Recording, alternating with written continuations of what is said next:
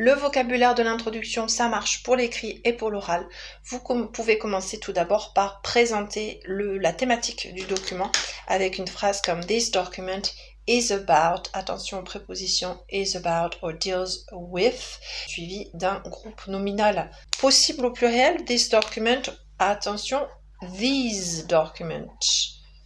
Documents avec un S, et là vous n'auriez plus évidemment le S à deal with. Erreur typique des francophones, ne pas utiliser these documents, speak about or talk about. C'est une fausse traduction de ces documents parlent, parler d'eux. Même en français, évitez de dire les documents parlent d'eux, on dit plutôt ils traitent d'eux, ils sont à propos d'eux ou ils traitent d'eux. Première chose, vous donnez la thématique du document. Deuxième chose que vous pouvez faire dans votre introduction, c'est donner la nature du document. Si vous avez une image, vous allez dire « It's a picture ». Même chose, attention au français ici qui peut polluer l'expression « image ».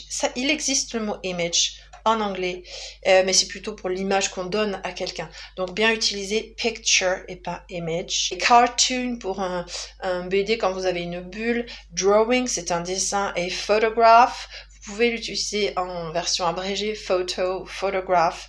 Attention ici, photography, il existe également, mais c'est l'art de la photo.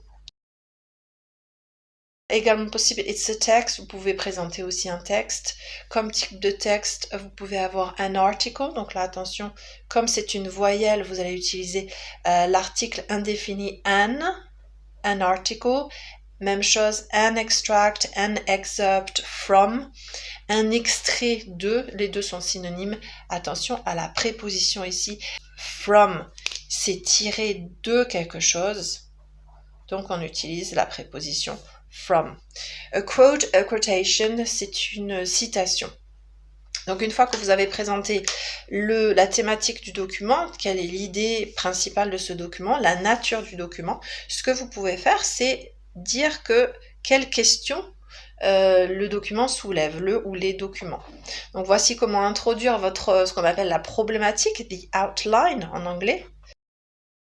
It raises, cela soulève, the question or the issue. Issue, c'est un problème, une problématique.